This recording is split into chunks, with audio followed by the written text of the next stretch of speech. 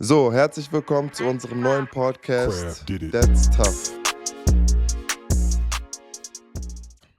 Hier sprechen wir über viele diepe Themen, toughe Themen und natürlich über unsere Familie, was bei uns alles so abgeht und passiert. Vielleicht willst du noch was dazu sagen? Werden uns auch viel zu aktuellen Themen äußern, alles, was uns berührt oder eben auch die Welt. Ja, alles, was ihr eben gerne sehen möchtet. Und ihr werdet auch hin und wieder mal Special Guests sehen, aber unter anderem auch sehr viel Dennis und mich. Und heute starten wir auf jeden Fall gemeinsam in ein sehr, sehr interessantes Thema. Rassismus. Und Hass im Allgemeinen, vor allen Dingen uns persönlich betreffend in der Position eben, dass halt eben Dennis ein sehr erfolgreicher, sehr bekannter Spieler ist und ich als seine Frau an seiner Seite. Wir wollten einfach mal, ja, unsere Erfahrungen teilen. Ja, ich finde es, super interessant, weil irgendwie leben wir ja in diesem ganzen, naja, Trubel mit sehr viel Hass, sehr viel Kritik und so weiter.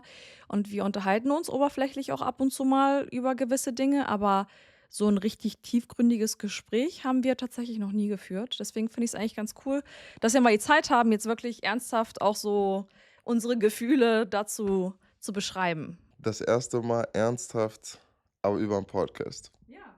Okay.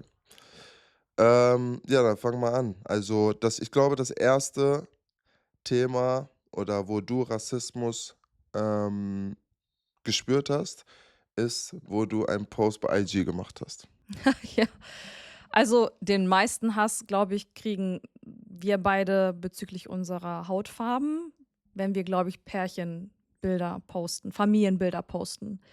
Ich glaube, das mögen ganz viele Leute nicht sehen, dass sich halt eben, 2 Hautfarben vermischt haben. Ich meine, wir leben 2024, ist eigentlich verrückt, dass wir darüber noch sprechen müssen.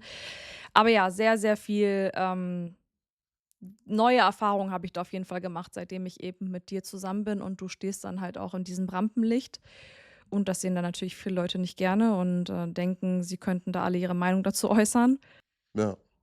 Bei mir ist crazy, dass immer, wenn ich einen Post mache, also die Leute sagen, ähm, warum nimmst du nicht eine Schwarze? So. Und ich glaube, im Endeffekt in Deutschland aufgewachsen, ist es natürlich ein bisschen anders als in Amerika. Ich verstehe das, aber wie du schon sagst, 2024 und wir müssen uns immer noch solche doofen Kommentare anhören. Ich glaube, das ist, wie gesagt, das war vor 500, 600, 700 Jahren so und ist jetzt genauso, immer noch, weißt du? Und da muss sich, glaube ich, in meinen Augen muss sich was ändern. Und ja, deswegen fangen wir an mit diesem Podcast und mit dem Thema. Wie ich meine, ich weiß jetzt nicht, ob das jetzt das erste Mal für dich ist, dass du das so erfahren hast. Also, wahrscheinlich nicht. Ich denke mal, okay, jetzt vielleicht, dass du dafür verachtet wirst, dass du halt eben dir eine weiße Frau gesucht hast, anstatt eine schwarze Frau an deiner Seite zu haben. Aber ich meine, Rassismus hast du ja höchstwahrscheinlich auch schon in der Schule erlebt oder auch als bevor du sogar eben, erfolgreich wurdest. Yes. Ich bin, Kindergarten, hier in Braunschweig gegangen, Kreienriede. Das war also kurz vor Kreienriede. Da war ich, im Kindergarten. Die ganzen Erzieherinnen waren sehr, sehr nett, und sehe ich jetzt immer noch, im Fitnessstudio manchmal und grüße sie ganz lieb. Aber, natürlich wurde ich immer konfrontiert von Kindern, von Leuten, die gesagt haben: „Oh, deine Haut ist ja ganz dreckig“ oder, das N-Wort. Ja, und dann natürlich in der Schule ging es dann natürlich weiter. Habe ich Basketball gespielt, war der einzige, Dunkelhäutige in der Gruppe oder im Team. Mental, glaube ich, deswegen bin ich so mental stark, weil ich musste dafür kämpfen, dass Leute mich akzeptieren und respektieren. Okay, Über die also Jahre. gab es auch mal Momente, wo du wirklich als Kind geweint hast oder dir Yes. gewünscht hättest, du wärst nicht schwarz? Ich glaube, nicht schwarz, weiß ich nicht, weil ich bin sehr, sehr stolz darauf auch. Aber geweint und dunkle Momente gab es auf jeden Fall schon, wo ich gesagt habe, so: „Warum sind die Leute so zu mir?“ und, war dann alleine im Zimmer und habe mich halt gefragt, warum Leute so zu mir sind. Auf jeden Fall. Aber kannst du schon sagen, dass es dich jetzt, wo du älter bist, es dich weniger trifft und berührt als damals noch, als du ein Kind warst? Ja, du bist natürlich als Kind bist du noch nicht so erfahren, wie ich jetzt bin mit meinen 30 Jahren. Wie gesagt, habe Frau, 3 Kinder. Die letzten 30 Jahre, die ich, durchlebt habe, die letzten, sagen wir, 12 Jahre in der NBA natürlich auch, haben mir viel, Erfahrung, positiv und negativ gegeben. Und ja, jetzt, also wie gesagt, macht es nichts für mich, aber ich will natürlich für die Kinder, für meine Kinder, für die Kinder von meiner Familie, von meinem Bruder, aber auch die ganzen Leute dort draußen, die dunkelhäutig sind, dass sie wirklich mit großer Brust rausgehen, jeden Tag und stolz darauf sind natürlich und uns alle gut repräsentieren. Ja, ich weiß nicht, ich frage mich halt immer so, wo fängt halt eben Rassismus an? Das ist natürlich auch noch mal, jeder empfindet das ja auch so unterschiedlich. Und wir kommen ja auch ganz oft so in diese Diskussion, weil ich manchmal das Gefühl habe, du fühlst dich rassistisch, irgendwie du fühlst dich diskriminiert aufgrund deiner Hautfarbe, wo ich dir aber auch ganz oft vorwerfe, dass du auch gerne mal die Opferrolle einnimmst, obwohl das jetzt gar nichts mit deiner Hautfarbe zu tun hatte. Deswegen für jeden fängt ja Rassismus woanders an. Wo fängt es für dich an? Also, ab wann sagst du so: „Das ist schon Rassismus?“ Für mich ist es ganz klar, wenn du in ein Restaurant gehst, da Ja, fängt es schon an, oder in einen Supermarkt. Und es sind, wie gesagt, ich bin eine Person oder wir reden da oft drüber, dass alle eins sein sollten. genau. Alle Kulturen zusammenschweißen, es ist egal, ob schwarz, was auch immer, Mhm. weiß. Und wenn ich in ein Restaurant gehe und da sind viele deutsche Leute, weiße Leute, und ich reingehe und reinkomme, dann kriege ich halt diesen Stare. Also, dann kriege ich Ja, aber vielleicht auch einfach, weiß ich nicht, vielleicht sind das ja auch mal, ich meine, du bist ja auch noch eine Person ja, des aber Öffentlichen, dann freuen sie sich vielleicht, dich man zu man sehen man oder merkt du, es doch. Also, man merkt es auch manchmal, die ja, Leute ich weiß kennen mich nicht. nicht. Ja, aber manchmal, ich weiß nicht, manchmal würde ich sagen, manchmal packst du dich in eine Position so, Ich will mich nicht wie in die gesagt, in diese Position tun. Opferrolle so, Ich jetzt wollte ich schon wieder, aber manchmal ist das gar nicht so gemeint. Du bist halt eben grundsätzlich auffällig, denke ich. Und es ist auch halt, du hast auch also finde ich, so eine einnehmende Aura, so wenn du in den Raum kommst, so du nimmst den Raum auch irgendwie schon so für dich ein. Mit deinem Selbstbewusstsein auch und im Allgemeinen. Ich glaube, das hat gar nichts mit deiner Hautfarbe zu tun. Und dann gucken die Leute halt. Und dann hast du vielleicht hier noch mal 'n bisschen Glitzer und da noch mal 'n bisschen Bling Bling. Und dann die gucken halt, und das hat nicht immer was mit deiner Hautfarbe zu tun. Das ist das, was ich halt einfach Ja, mir ich so verstehe. denke. Also, ich würde es mir wünschen, wenn es nicht so sein Wenn es würde. nicht so ist, dann ist Genau, nice, sagst dann du. ist es cool, weil im Endeffekt ich habe natürlich noch, sagen wir, Bruises, wie nennt man das auf Deutsch? Ich habe noch, So noch so narbenmäßig oder von, genau ja. so, dass ich, weil ich so aufgewachsen bin und Leute mir das so gesagt haben, dass ich halt immer noch so fühle. Aus Hat der auf jeden Vergangenheit? Fall, Spuren hinterlassen und ich glaube, dass ich deswegen so noch bin und denke, dass Leute mich angucken. Natürlich, Leute in der Öffentlichkeit wissen, wer ich bin, aber manche wissen es halt noch nicht. Und dann kriege ich trotzdem diesen Stare und manchmal kann ich das einschätzen. So wie wir das letztes Mal hatten mit, ich kann sehen, ob es ein, Gambianer ist oder ein Nigerianer. Das hatten wir auch, vor Kurzem und, Ja, da habe ich 5 aus 6 getroffen. ja, das stimmt. Und das ist, ich habe das so, also, ich Menschenkenntnisse habe ich und ich sehe, sobald einer, weißt du, so in die Richtung geht oder ob in die andere Richtung. Und deswegen sage ich das halt. Aber ich will jetzt auch gar nichts, da Weil wir's nicht interpretieren. herausfinden können jetzt. Genau. Und, aber ich würde es mir natürlich wünschen, wenn wir, das nicht so hätten. Ja, verstehe ich. Ich kann natürlich nicht nachempfinden, also ich stecke nicht in deiner Haut und, wir haben natürlich auch, ich bin weiß, du bist schwarz und du hast natürlich deine Erlebnisse gehabt eben bezüglich deiner Hautfarbe. Und ich hatte jetzt mit meiner Hautfarbe natürlich nicht so viel Probleme, bevor ich dich kennengelernt habe. Die kamen erst, als ich dann mit dir zusammenkam.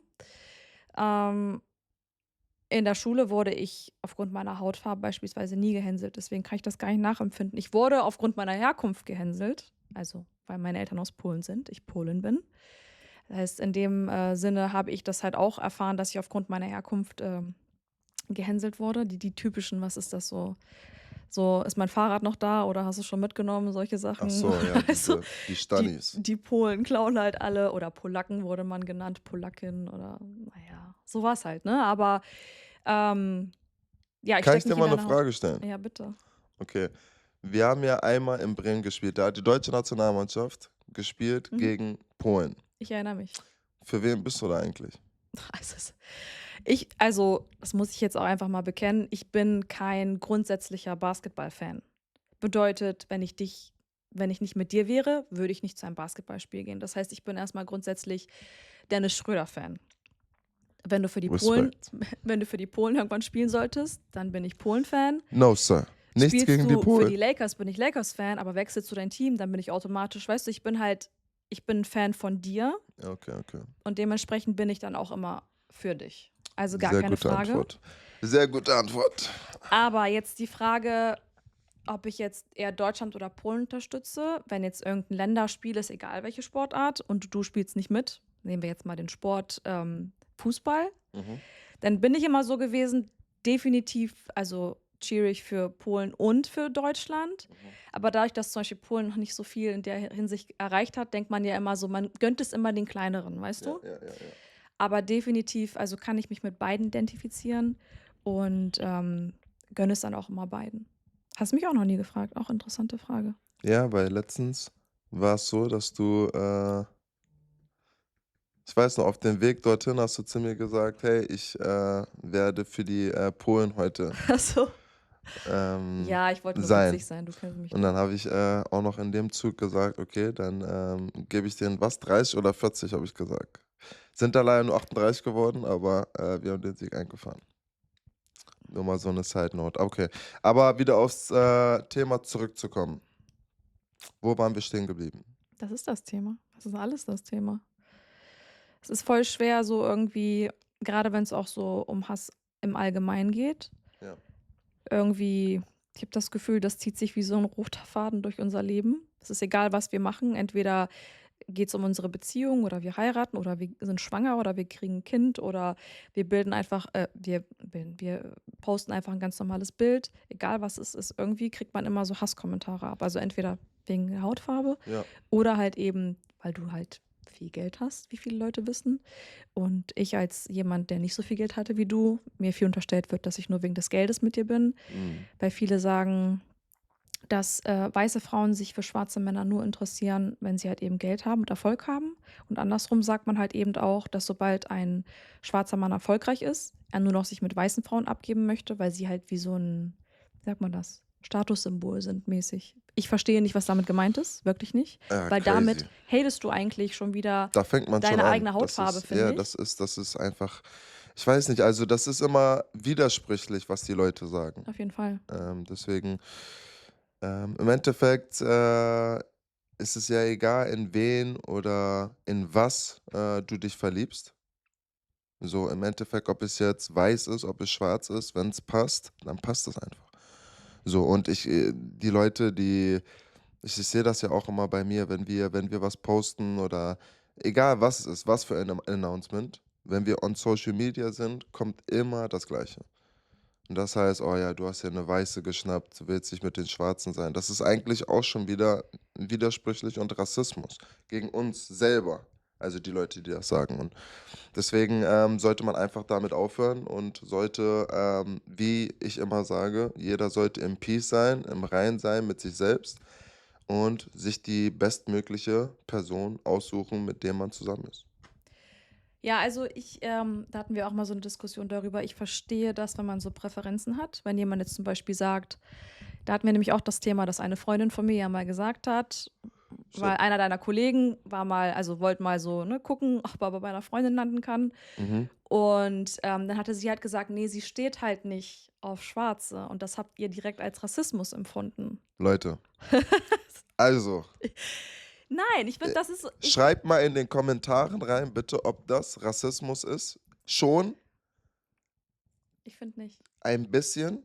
Schreibt das in die Kommentare und sagt uns Bescheid, ob, Also, ich glaube, das ist Rassismus, muss Ich ich ganz finde ehrlich das sagen. ich finde halt, dadurch, dass ich halt eben auch weiß, dass diese Person absolut kein Problem hat, also, es geht wirklich nur darum, worauf sie so, wie sagt man das, Steht. worauf sie steht. Ja. Und wenn ich jetzt sage, ich stehe halt nicht auf blonde Haare, ich mag keine blond-blauäugigen, also, stehe ich nicht drauf, Mhm.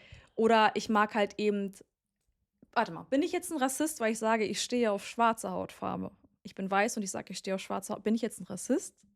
Also, nein, bin ich jetzt 'n Rassist? Ist das 'ne rassistische Beleidigung gegenüber den Weißen, weil ich die ja quasi ausgrenze und diskriminiere in deinen Augen, oder ist ja eigentlich dasselbe, ne? Ich finde, das sollte okay sein. Ich finde, das sollte okay sein, dass jemand so Präferenzen hat.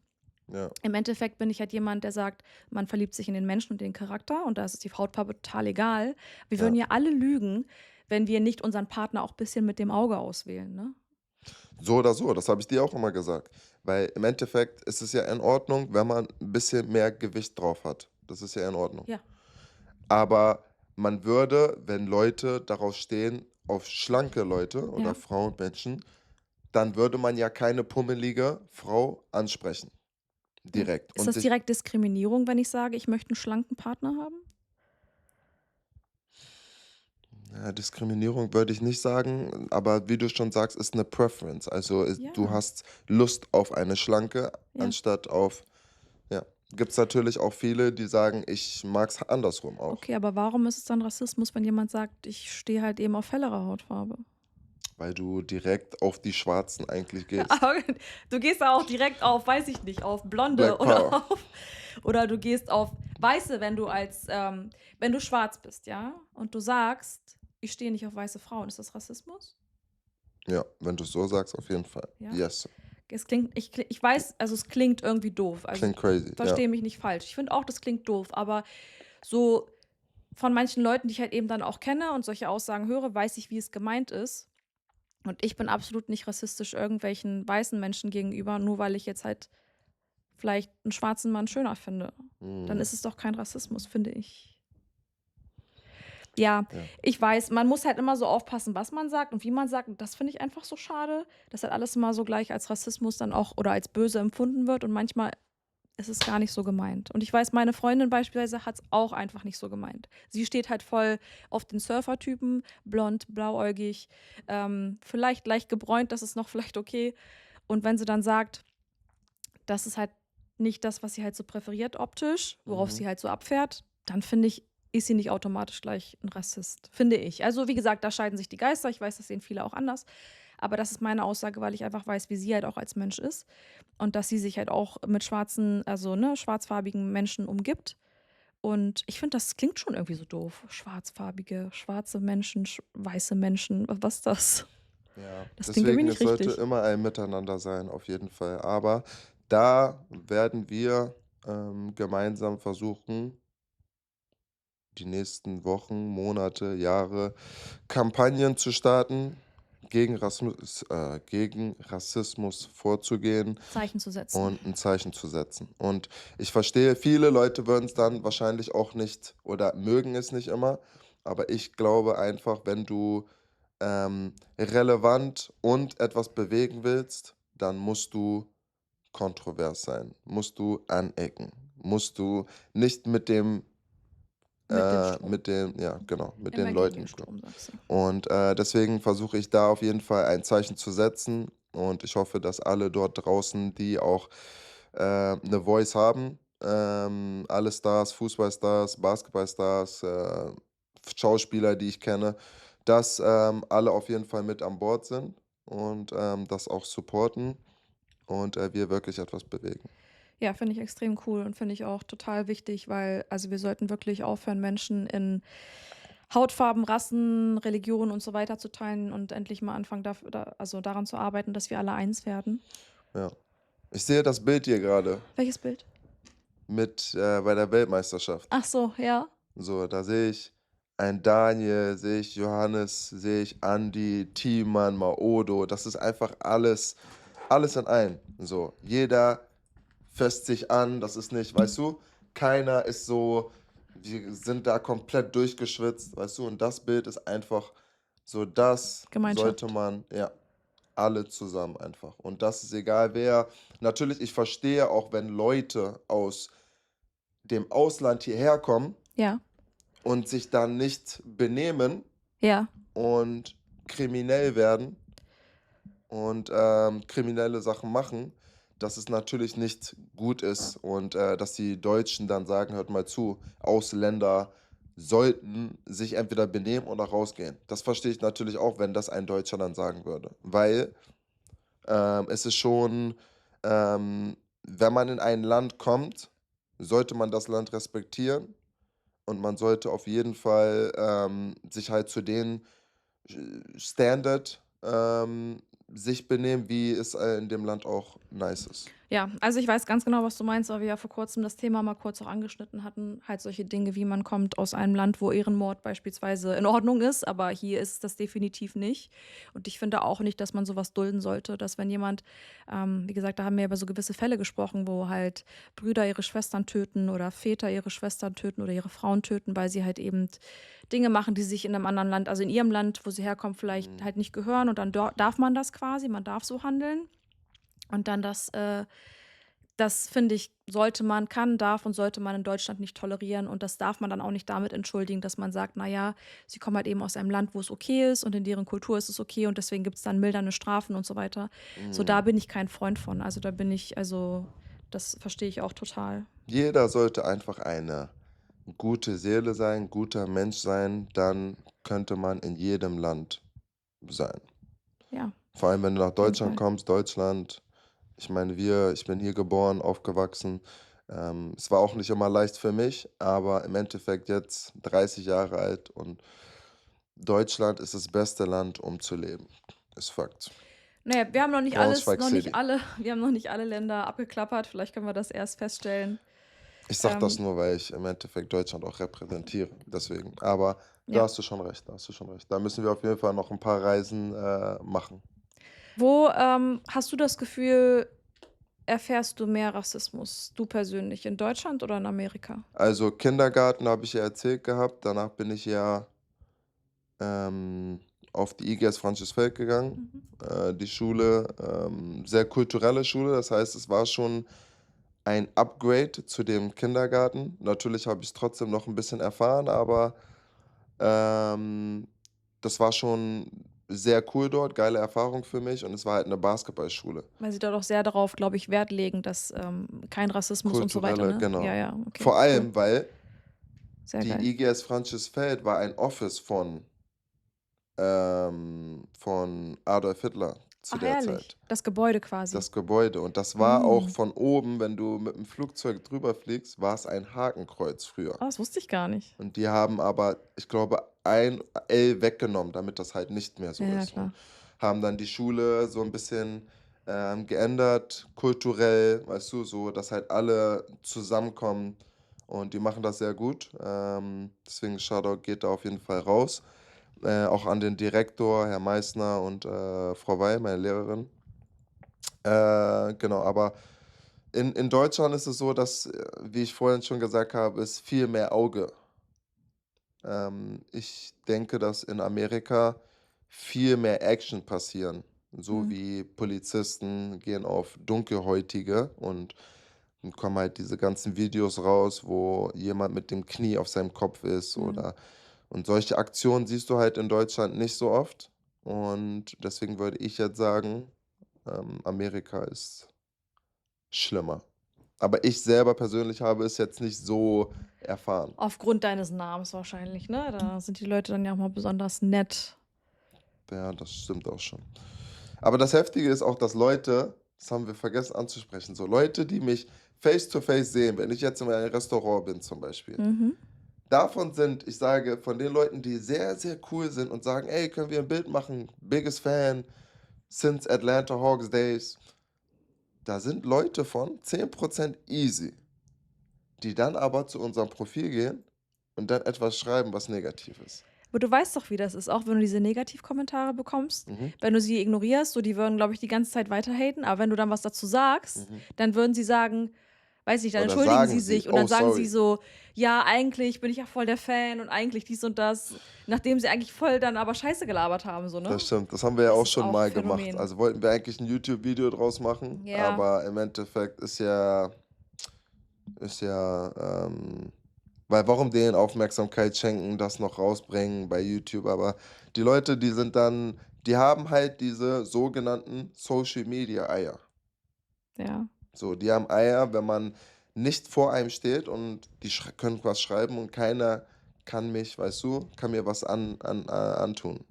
Ja, ich weiß, du sagst immer so: „Gib den Leuten keine Plattform, so ignoriere das", Ja. was auch immer, keine Reaktion und so. Aber manchmal denke ich mir halt so, die sagen manchmal solche Sachen, wo ich mich halt manchmal natürlich, also, ich habe natürlich Vertrauen in dich, dass du das natürlich nicht denkst, sonst hättest du mich auch nicht geheiratet und so.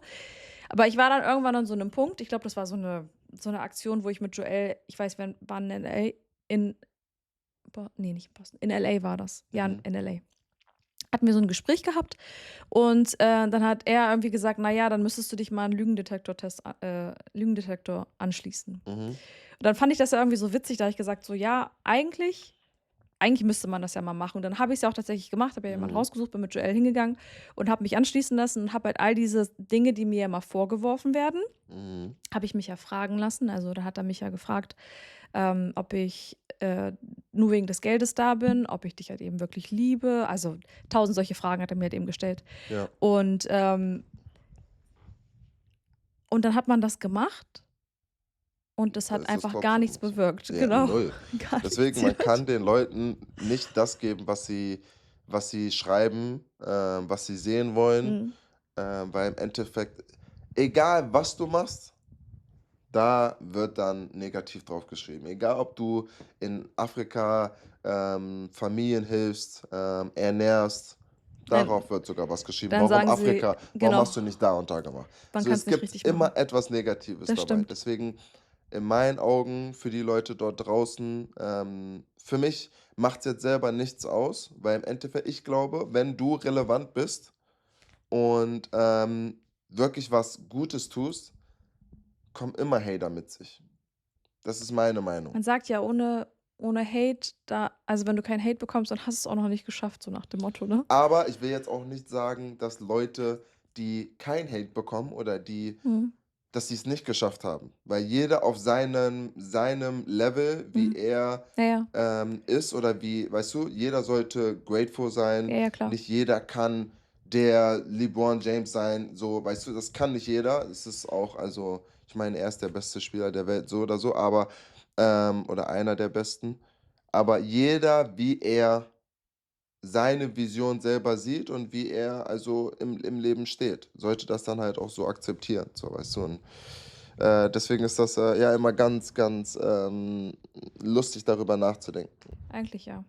Und das mache ich, also, ich mache das mittlerweile auch. Oder besser gesagt, na, am Anfang habe ich das alles noch so 'n bisschen hinterfragt, weil ich ja so auch relativ neu war insgesamt so in diesem ganzen Social-Media-Game. Aber ich habe auf jeden Fall sehr, sehr schnell gelernt, was du ja auch immer mir gesagt hast: „Hör nicht drauf, lies das gar nicht am besten, interessiere dich dafür nicht." Und jede Form von Reaktion ist ja eigentlich auch dann immer nur Genugtuung für die. Mhm. Und, mich interessiert's wirklich absolut, also, gar nicht. Ja.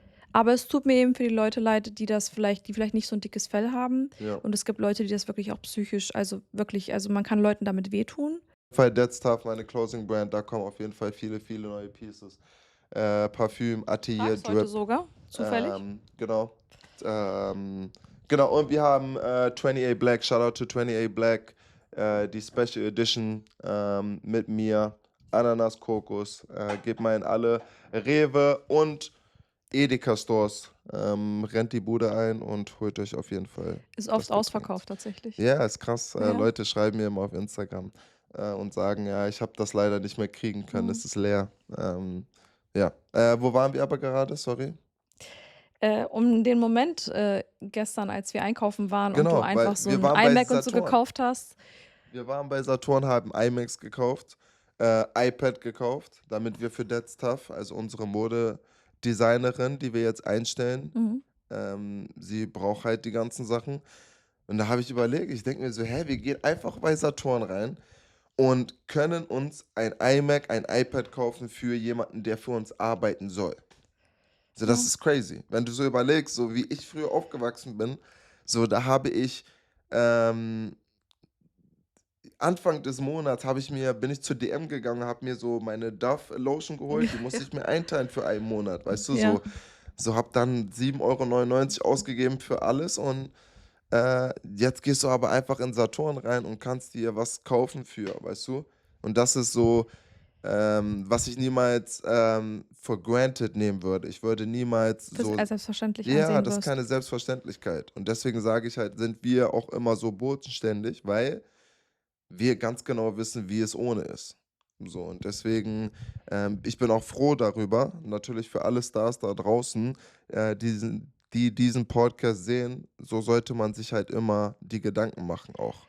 Ja, Leute denken ja immer irgendwie, man isst jetzt von goldenem Besteck und keine Ahnung was, weil Ja, jetzt, wenn das Geld da ist, hatte ich ja gestern auch, habe ich dir auch erzählt, dieser Moment, wo mir diese eine ja, ja, Dame genau. da geschrieben hat, Influencerin, also eine ganz, ganz süße Person. Da wollte ich so ein Reinigungsgerät Ja, erwerben und dann habe ich ja gesagt, wo kann ich das denn herholen? Und hat sie mir dann so den Link und so, da muss man irgendwie so ein Vertriebler sein und da kann man die irgendwie nur erwerben. Und dann meinte sie halt: „Na ja, du machst das ja benutzt ja eh nicht selber, aber das macht dann ja deine Putzfrau und sowas oder deine Putzfrauen.“ Dann sage ich so: ich putze schon selber. Also, ich habe eine ja, Putzfrau, die kommt halt einmal die Woche und macht halt Deep Cleaning. mhm, Und ich habe mit Sicherheit auch die Nannies, die mir auch im Haushalt hier und da mal unter die Arme greifen, aber ich ja. putze und räume selber auf. Also, ist ja mit Aber 3 auch, Kindern aber 24 auch Stunden. extrem, ne? Also bei dir, das ist Es schon, ist nicht extrem, aber ich habe es gerne sauber. ja, ich So, ich weiß, habe es das gerne ist ja sauber eine und gute ordentlich und ich Eigenschaft. bin auch jemand, der sagt so: „Ich mache es am liebsten selbst, weil ich mache es selber immer am besten und deswegen mache ich es auch halt gerne selber.“ Ja, nee, es Aber nein, die hast Leute ja einen denken, Punkt. man hat hier, weiß ich nicht, so Ja, man hat 'n Butler, der ja, ich kommt und dir das auch serviert, der dir, weißt du, es ist crazy, was Leute so denken, wenn ja, man, ja, wie man eigentlich lebt und dann eigentlich ist das halt auch gar nicht so. Aber wir sind 'n bisschen vom Thema abgekommen, glaube ich. Aber es war einfach grade man geht manchmal so mit dem Flow und, ja. ja. Aber, um das einfach vielleicht einfach mal jetzt so zum Schluss auf 'n Punkt zu bringen. Was würdest du denn, wenn jetzt ein Rassist vor dir stehen würde, was würdest du ihm gerne sagen? Ins Gesicht, als Was Message. würde ich ihm Also, ich würde, glaube ich, zu ihm gehen und sagen: „Ey, hör mal zu.“ Weiße Person? Ist das 'ne weiße Ja. Person? Okay. Ich glaube, ich würde weiße Person, wenn er da ist, ich würde mich mit ihm in 'n Café setzen, würde sagen: „Ey, hör mal zu, setz dich mal hin.“ Weil ich verstehe, also, Rassismus an sich. Mhm. Es ist ja, wie ich schon gesagt habe, wenn Leute aus dem Ausland kommen und sich nicht benehmen und dann Leute sagen: „Hey, die Ausländer.“ Mhm. Aber das wird ja immer dann so, Pauschalisiert. ja, pauschalisiert. Alle sind dann auf einmal damit gemeint. Mhm. Ich sage aber, wenn ich mich jetzt hinsetzen würde mit dem, Rassisten. genau, und ich setze mich hin mit ihm und er sieht ganz genau, wie ich mit ihm spreche und sage: „Ey, hör mal zu, ich weiß, dass viele Leute aus dem Ausland kommen und, kriminelle Sachen machen, keine guten Sachen machen, sich nicht gut benehmen, aber würde zu ihm sagen: „Ey, hör mal zu, ich bin auch, also, dunkelhäutig, aber ich habe mich integriert in Deutschland Mhm. und stehe für die Sachen, die Deutsche natürlich auch, ähm, für die Sachen, die sie stehen und, mache die richtigen Sachen auch und, bin einfach nur dafür, dass alle es gemeinsam machen.“ Ich weiß nicht, wie diese Person das aufnehmen würde. Ich weiß nicht, ob der sagen würde: „Ey, scheiß auf dich trotzdem“, Ja, weißt du? Oder ob er sagen würde: „Ey, diese Eigenschaft ist eigentlich ganz cool, aber das müssen mehrere von euch sein.“ die So, weißt Einstellung. du? Mhm. Die Einstellung, Mhm. sorry. Ähm, so, das weiß ich halt nicht. Ich glaube auch, wenn ein Rassist vor dir ist, Mhm. er würde dir das auch so nicht ins Gesicht sagen. Manche würden. Würden, Ich ja? glaube, es gibt Leute, die stehen dazu ganz offen, Ja, ja, krass. Also, gibt ich es. habe auch viele gehört immer, die zu mir gesagt haben: „Hey, ich bin nicht gegen euch, ich bin nur gegen die Türken.“ Und das ist für mich Schlimm. dann wieder, wo ich sage: Ist dasselbe. Also Ja, Rassisten sind also, Rassisten so für mich. Aber ja, ähm natürlich, viele richten sich dann immer nur so gegen ganz spezielle. ja, aber das ist dann auch nicht in Ordnung. Wie ich schon gesagt habe, also ich würde mich mit dem Typen ganz entspannt hinsetzen, auf einen Kaffee, einen Tee, was auch immer, und würde ihm einfach meine Sicht von dem. Ich würde jetzt nicht sagen, ey, warum bist du ein Rassist und warum bist du, weil ich versuche immer, mich in beide Lagen zu versetzen. Lagen zu versetzen und versuche einfach beide zu verstehen Mhm. und dann einfach die bestmögliche Entscheidung zu fällen. Ja. Ich glaube auch, dass also ist ja meistens so diese Vorurteile jetzt insgesamt, nicht nur auf Thema Rassismus, aber auch Ja. manchmal, wenn die Leute einen kennenlernen würden, dann Mhm. würden sie wahrscheinlich auch ganz anders reden. Das ist ganz, ganz, also, ich merke das ja überall, ne? Ja. Von meinem ersten Jahr bis zu jetzt, also, wie viele Artikel nicht rauskamen über mich, wie arrogant und Mhm. diese ganzen Sachen. Und dann, wenn Leute zu mir geflogen sind nach Atlanta und dann sagen: „Hey, du bist doch eigentlich sehr offen und sehr cool und das hätten wir niemals warum hast Mhm. du das denn nicht erwartet? Also, wer bin ich denn sonst so?“ Und dann sagen sie: „Ja, aber man sieht ja bei deinem Instagram so ein goldenes Auto.“ Und dann denke ich mir so: „Ey, also, ich bin auch eine normale Person. So, ich weiß, wo ich herkomme, ich weiß ganz genau, jeden zu akzeptieren, Mhm. jeden zu respektieren, so und wurde gut erzogen und deswegen bin ich wahrscheinlich einer der bodenständigsten Stars, die es gibt. Da gibt's nicht viele. Egal, wo ich bin, jetzt auch letztens. Also, ich habe diese Focus in Style Mhm. habe ich geschossen und da sagen die Leute so: „Ey, du bist einfach eine normale Person.“ Ja, aber was denkt ihr denn? So, und die sagen ja bei vielen Fußballern und bei vielen Die lassen sich Stars, den roten Teppich ausrollen genau, aber und die so möchten sind wir halt spezielle nicht. Behandlung haben und so weiter. Ich verstehe, was gemeint ist, ja. Deswegen Gibt bin es definitiv solche Fälle, glaube ich dir auch. Und dann muss man halt eben sein eigenes, also ne, du lässt ja jetzt endlich auch hinter deine, also Kulissen blicken, sodass die Leute halt sehen, wie du wirklich bist, wie du lebst, ja, was du eigentlich tatsächlich auch alles selber machst, wo andere Leute vielleicht denken, das würdest du gar nicht, oder wie du eben mit Menschen umgehst und wie offen du und cool und locker du eigentlich bist. ja. Und dementsprechend Vor allem auch mit YouTube hat das, ne, mit viel YouTube, geändert und Instagram auch ein bisschen, aber YouTube vor allen Dingen und jetzt halt YouTube, eben ja. auch noch diese Podcasts, wo man vielleicht noch ein bisschen tiefer blicken kann und deine Meinung eben zu gewissen Themen und so. Ja, richtig. Ähm, sehr, sehr cool. Ich glaube, dass das hier ein richtig guter Start war und, glaube ich, auch ein sehr interessantes Thema ist, was man, glaube ich, ewig noch ausweiten könnte. Ja, Und das ist mit Sicherheit auch nicht die letzte Folge, glaube ich, zu diesem Thema. Also, auf irgendwann gar mal keinen müsste Fall. man darauf noch häufiger darauf eingehen, einfach damit das auch nicht in Vergessenheit gerät und damit man sich halt eben groß macht für, ähm ja, für solche Themen und für eben Leute, die darunter auch leiden. Gleichberechtigung, Gleichberechtigung, genau. ja, für jeden. Deswegen, ähm, follow auf jeden Fall den Podcast, That's Tough Podcast. Zeigt auf jeden Fall Liebe. Wir fangen jetzt an, hören auch nicht mehr auf. Ich hoffe, dass ihr auf jeden Fall alle am Start seid und das feiert und uns natürlich supportet. Ähm, ja, Ja, und was auch richtig cool wäre, wenn ihr in den Kommentaren uns einfach mal schreiben würdet, welche Fragen ihr gerne noch beantwortet haben möchtet von uns, welche Themen ihr im Allgemeinen von uns, im Podcast hören Themen sehr möchtet. wichtig. Genau, wir brauchen Themen, wir brauchen Ideen und wir nehmen auch sehr gerne einfach ganz spezifische Fragen und werden die dann auch für euch beantworten, abarbeiten. Ich glaube, so macht's das Ganze noch ein bisschen interessanter für euch, wenn wir dann auch noch, ja, auf euch eingehen. Okay, in diesem Äh, Sinne, nachdem ihr geliked, gefolgt und kommentiert habt, bis zum nächsten Mal. yes.